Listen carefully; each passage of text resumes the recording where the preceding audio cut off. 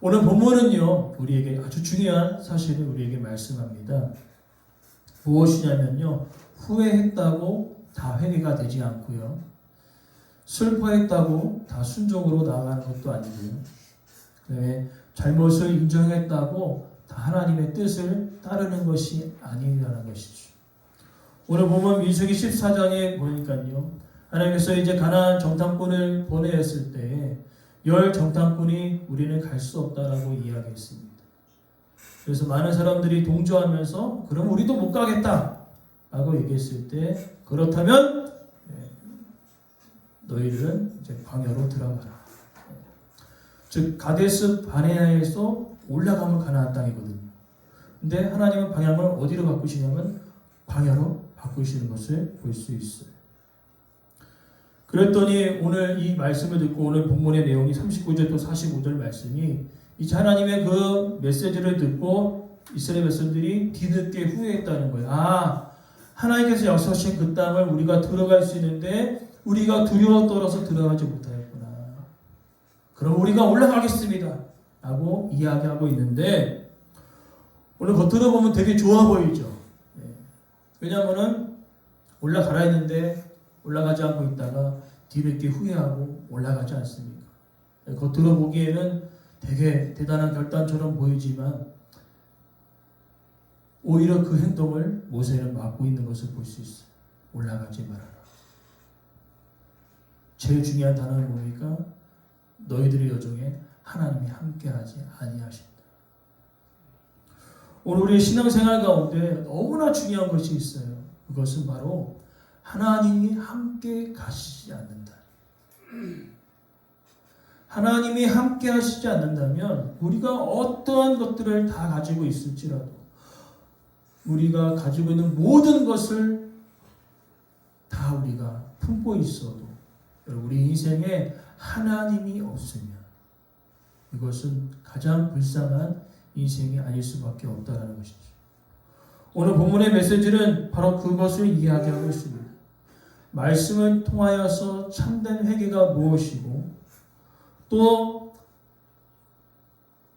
그냥 후회로 남는 그 인생이 무엇인지 오늘 말씀을 통하여 그 차이를 말해주고 있는 것이죠. 하나님이 없이 가는 것과 하나님이 있는데 방으로 들어가는 것과 그 차이가 오늘 본문에 나타나고 있는데, 소망하는 것은 비록 우리가 광야를 갈지라도, 우리가 비록 어려운 길을 걸어갈지라도 그 가운데 우리가 하나님이 우리와 함께 하시다면 광야도 은혜가 될 줄 믿습니다. 광야도 축복이 될 줄 믿습니다. 오늘 이 말씀을 통하여서 오늘 그 부분을 우리가 살펴보자는 거죠. 하나님이 없이 가는 것과 하나님이 함께 가는 것. 첫 번째로는요, 이스라엘 백성들의 가운데 후회는 있었지만 하나님의 말씀을 다시 듣지 않는 이스라엘 백성들의 모습을 39절에서 40절에 보게 되어집니다. 이제 하나님께서는요, 이제 광야 1세대가 가데스 바네아에서 이제 불순종하였고 들어가지 못한다는 그 메시지를 모세를 통해 이야기합니다. 너희들은 이제 믿지 못하였기 때문에 가나안 땅, 약속의 땅을 들어가지 못할 것이다. 여러분 어때요? 이 말씀을 들으니까 우울해지죠. 네. 우울해지지 않습니까? 이들이 출애굽하여서 그렇게 힘들게 광야를 지나서 어디를 향하여 가고 있었습니까? 가나안 땅을 향해 가고 있지 않았습니까? 근데 청청병력과도 같은 소리를 듣게 된 것이죠. 너희는 들어가지 못한다. 이 말씀을 들을 때 기분이 좋으신 분은 아마 안 계실 것입니다. 아, 왜 우리가 못 들어가는가? 그래서 그들의 내용을 보니까요, 40절에 보니까요, 아주 중요한 단어가 있습니다. 우리가 범죄하였습니다. 잘못을 뉘우치고 있는 것이죠. 하나님, 잘못하였습니다. 뭔가 참된 회개로 보입니다. 그죠? 왜냐하면 앞서서는 두려워서 못 것 같잖아요. 아랍 자손을 봤을 때 우리는 메뚜기처럼 보였기 때문에 두려워서 못 갔거든요. 너희가 올라가라 했을 때 올라가지 못하였습니다. 그랬더니 이제 백성들이 뭡니까? 우리가 범죄하였습니다. 이제 정신 차렸습니다. 이제 올라가겠습니다. 라고 얘기하는데 오늘 본문을 보니까요. 성경은 이 모습을 참된 회개로 이야기하지 않습니다. 왜 그럴까요? 하나님께서는 이미 그들을 향하여서 들어가지 못한다고 말씀하였고요. 하나님의 명령은요, 올라가라가 아니라 광야로 들어가라라고 말씀하였기 때문에 그렇다는 것입니다. 그러니까 참된 회개는 뭐예요?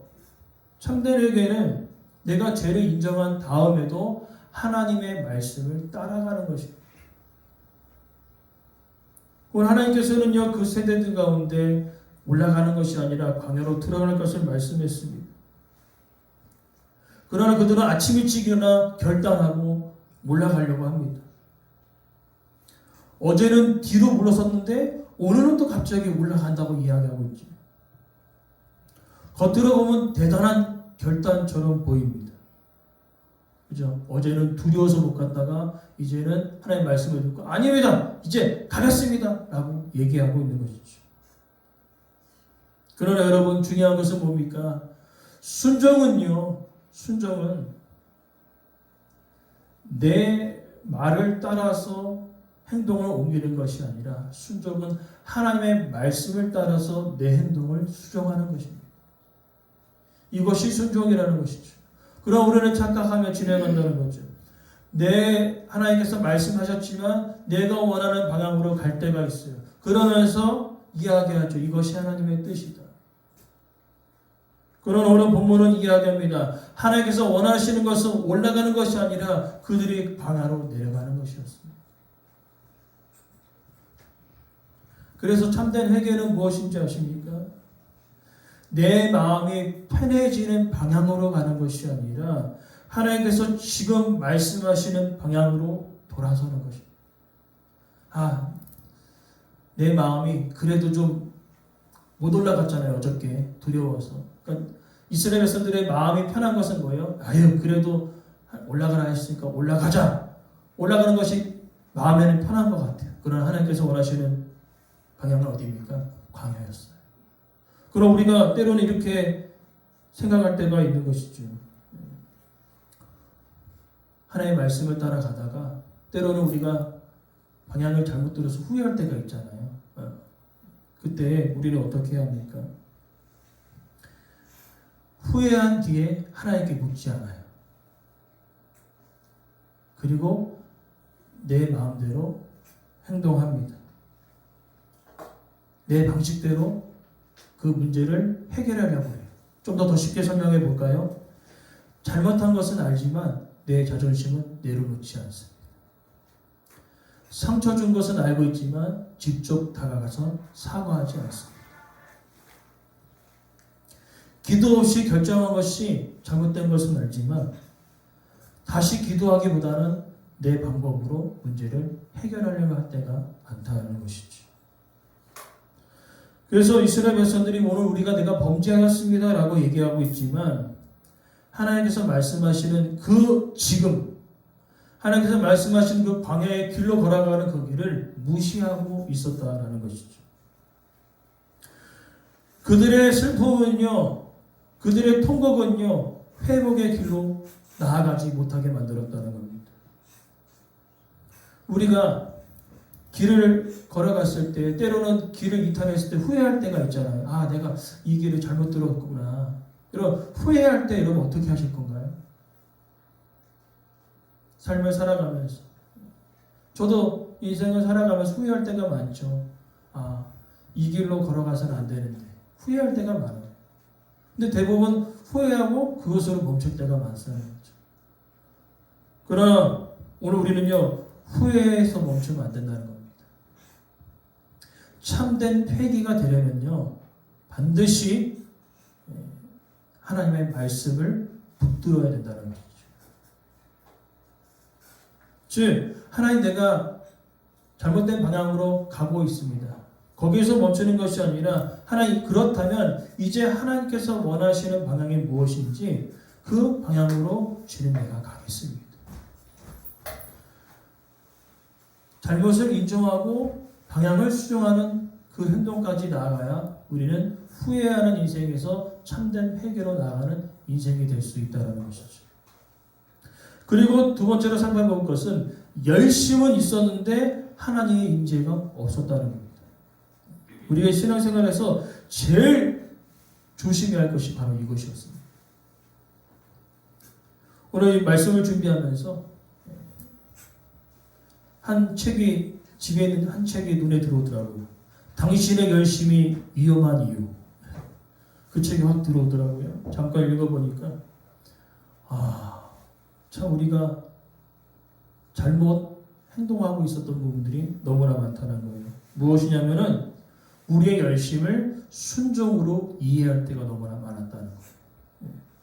무언가를 빨리 열심히 하고 많이 애쓰고 많이 바쁘고 많이 수고하면 하나님께서 기뻐하실 줄 알았는데 이러한 열심도 하나님께서 귀하게 보시지만은 중요한 것은 우리의 예배 열심과 기도의 열심과 또 섬김의 열심이 과연 그것이 하나님께서 정말로 주신 열정인가? 아니면 나를 드러내기 위한 나의 열정이었는가? 그것을 우리는 분별할 필요가 있다는 것입니다. 즉 무엇입니까? 하나님 없는 열심은 참으로 무섭다는 것이죠. 말씀을 떠나는 열심은 순종이 될 수 없고요. 기도 없는 추진력은 믿음이 될 수 없습니다. 우리가 오늘 이것을 우리가 곰곰이 생각해 봐야 된다는 것입니다. 저도 이제 이번에 좀 잠깐 쉬면서 기도하면서 과연 나의 열심이 정말 하나님께서 원하시는 열심이었는가? 열심히 달려가는데 방향은 제대로 되어 있는가? 그것을 곰곰이 묵상하는 시간을 좀 가져봤습니다. 정말 내 열심이 하나님께서 기뻐하시는 열심이었습니다. 내가 달려가는 방향이 하나님께서 원하시는 방향이었습니다. 여러분, 오늘 우리가 이스라엘 백성들이 열심히 있었습니다. 오늘 본문을 보니까요, 아침 일찍 일어나서 산에 올라가서 이제 하나님께서 말씀하신 그 가나안 땅을 향하여 열심히 올라가고 있습니다. 그러나 오늘 본문은 말씀을 보니까요, 모세가 말리고 있는 거예요.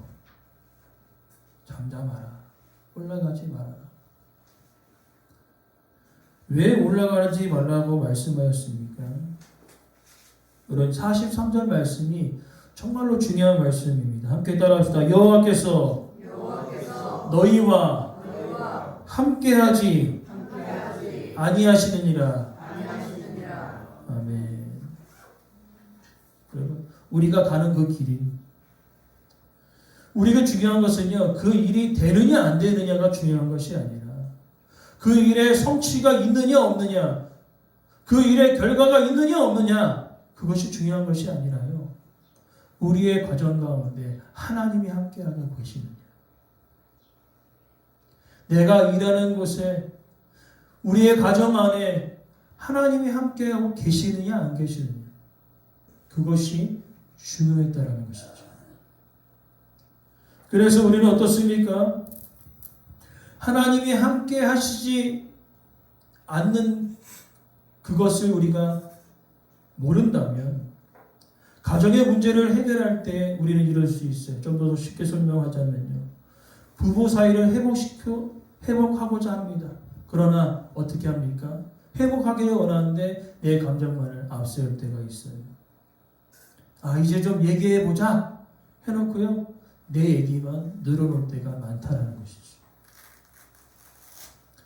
회복을 위한 열심인 것처럼 보여주지만 하나님이 기뻐하시는 방식이 아닐 수도 있습니다. 자녀를 양육할 때도 마찬가지예요. 아이들을 잘 키우기를 원하지 않습니까? 아이들이 바르게 자라나기를 원하지 않습니까? 그러나 우리 마음 가운데 불안함이, 비교와 조급함이 우리 자녀들 가운데, 우리 부모의 마음 가운데 있다면요, 아이의 마음을 누를 수도 있다는 것이죠. 아이를 키우고 싶은 열심은 있지만 그 안에 두려움이 오히려 자녀의 그 삶을 망칠 수도 있다는 것입니다.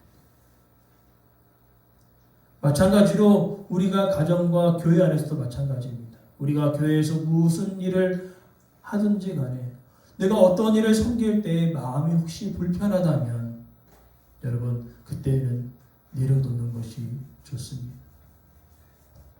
내가 섬기고 있는데 마음이 불편하다. 내가 나누는데 힘들다. 그렇다면 잠시 쉬는 것도 필요하다는 겁니다. 왜냐하면요, 그것이 언젠가는 교회를 향한 그 섬김과 봉사가 나를 드러내기 위한 열심이 되어질 수 있기 때문에 그렇다는 겁니다. 소망하는 것은 우리가 하는 그 모든 일에 하나님이 함께 하시는 그 은혜가 있기를 간절히 소망합니다. 그러면서 우리가 마지막으로 살펴볼 것은요, 하나님 없이 나아가는 그 길은요 결국 패배로 끝나는 것을 볼 수 있습니다. 44절부터 45절에 모세가 그렇게 말립니다. 왜 그렇습니까? 이스라엘 백성의 그 전쟁은요 단순한 치고받고의 전쟁이 아니라 하나님이 함께 하시는 전쟁, 그죠? 하나님이 함께 하지 않는 전쟁, 그 두 가지라는 것이지요. 눈에 보이는 전쟁이 아니라 영적 전쟁이었다는 것입니다. 하나님이 함께 하시는가, 함께 하지 아니하시는가. 오늘 이스라엘 백성들은요 단순히 전쟁에서 패한 것을 가지고 그것으로 끝나서는 안 된다는 겁니다. 바로 영적인 문제라는 것이지요. 우리 인생 가운데 하나님이 함께 하시지 않는다면 우리가 아무리 잘 나갈지라도, 아무리 평안할지라도, 아무리 잘 먹고 잘 살지라도 여러분 하나님이 없으면 이거는 정말 불쌍한 인생이 될 수 있다는 것이죠.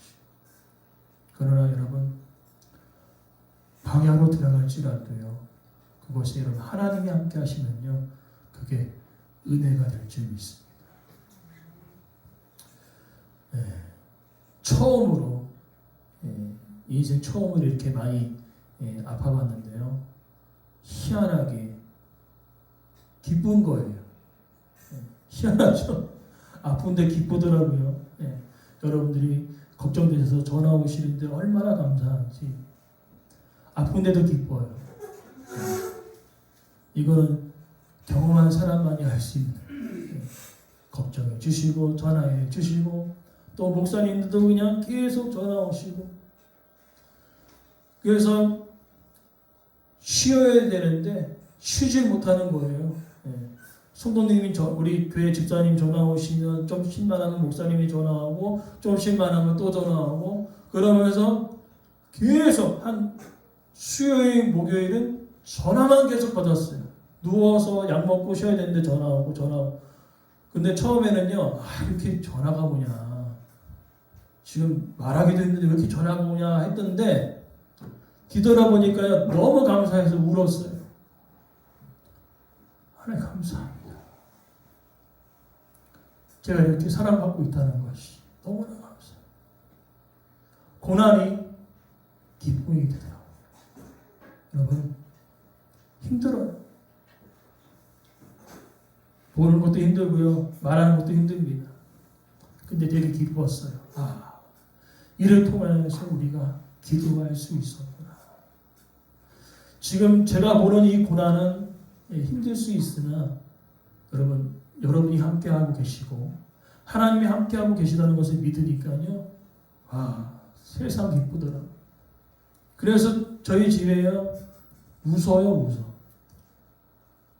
제가 한번 웃으면요. 다 쓰러집니다. 왜 쓰러지냐면 보시면 웃으면 한쪽 근육만 움직여갖고 이렇게 돼요. 웃으면서 여러분 지내시기 바랍니다.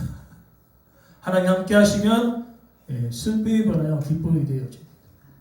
근심이 변하여 평안과 위로가 되어질 줄 믿습니다. 그래서 오늘 본문의 말씀은요, 우리에게 아주 중요한 말씀을 던지고 있습니다. 44절에 그래도, 여러분 이 그래도가 여러분의 인생 가운데 절대 없기를 간절히 소망합니다. 분명히 하나님께서 가지 없는다고 말씀하셨거든요. 그 다음에 43절에 여호와께서 너희와 함께 가지 않는다고 말씀하셨습니다. 더 중요한 말씀 44절 말씀에 언약궤와 모세와 함께 가지 않는다고 말씀하셨습니다. 언약궤는 하나님의 임재죠. 하나님의 임재와 하나님의 함께 하심이 가시지 않고 있습니다. 그러나 뭐라고 얘기합니까? 그래도 간다는 거예요. 이게 우리의 고집 아닙니까? 우리 아이들도 보면 알 수 있어요. 아주 고집이 엄청나요. 가지 말라고 하는데 계속 알겠다고 하면서 간다는 거예요. 오늘 우리도 그렇지 않습니까? 하나님께서 우리 가운데, 인생 가운데 이거 멈춰라 얘기하는데 그래도 가는 거예요. 오늘 이스라엘 백성들의 그래도가 오늘 우리 인생의 그래도가 아닙니까? 하나님께서 가지 말아라. 여기 가면 낭떠러지기다. 가지 말아라. 여기 가면 힘들어. 근데 우리는 어때요? 우리 고집이 그래도 내 마음대로 갈 거예요. 그게 우리의 모습이었다는 거예요. 오늘 우리 인생에 이 그래도를 내려놓을 때 여러분 하나님이 함께 하시는 은혜가 있을 줄 믿습니다. 우리 인생 가운데 그래도를 내려놓을 때 하나님의 역사가 여러분 인생 가운데 늘 함께 하시기를 간절히 축복합니다.